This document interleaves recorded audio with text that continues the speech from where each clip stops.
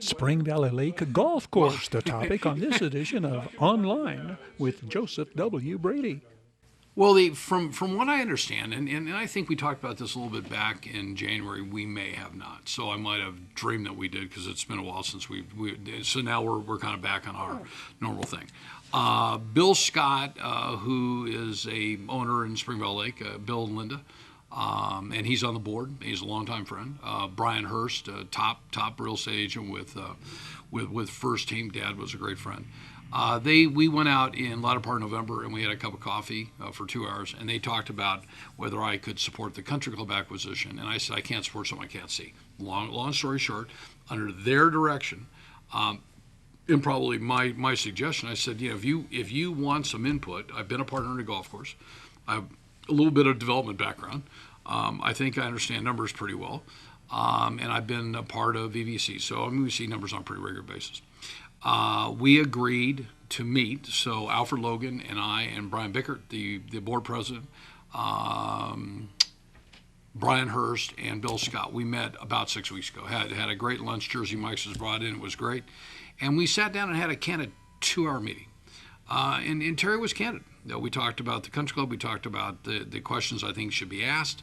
I was very clear that I didn't think that Spring Valley Lake should be managing the country club if they get the acquisition, that they should have somebody else do that, Spring Valley Lake, if we're so busy and we can't be open 5 days a week, why would we want to take on a country club? Let's have another company take that on and do that. But we had a great lunch, and we agreed at the end of the day that I would sign an NDA. So an NDA, for what people know, is called a non-disclosure agreement. And it basically says that I sign a document, and I'm not able to disclose to anybody, my wife, to you, or anybody else, what those documents say. So Bill Scott was nice enough to come on over 2 Sundays ago. We signed the document. I signed it. He took it back. I have suggested to him that if the board needs help, and they may not, I hope that they do, because what I don't want to do is I don't want to oppose the plan because there's no transparency.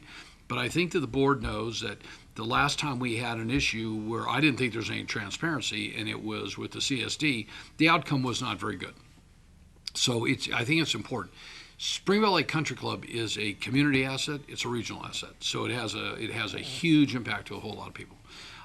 So it is real important. So what I suggested, so that nobody can say, well, Joe knows more than other people, because there was that comment. Why would we want Joe to do this? Well, Joe's doing this free. There's no charge. I'm making money. I get a commission. I'm not brokering anything. That I sit down in a conference room with Alfred sitting down at the other end, and he can do his work, and I would go through the report. I take a highlighter and I do my dictaphone. I can leave my phone outside so that I can't take any pictures of the document. And then I'm able to dictate a report back. So that the 7-member board and then whatever the committee is can sit down and go through, Greg Kristovich's report and say, is this a viable deal? I believe that they are still working through the purchase and sale agreement that has to be done. So I'm hopeful that we can create a venue for the residents in Spring Valley Lake and those people that own and those people that have to vote on this.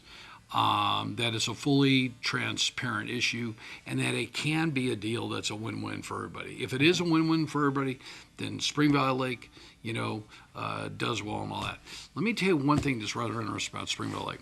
Our assessed value has just gone over $1.1 billion. Okay, $1.1 billion. People say, wow, that's a lot of money, considering that we're basing that on Prop 13 values.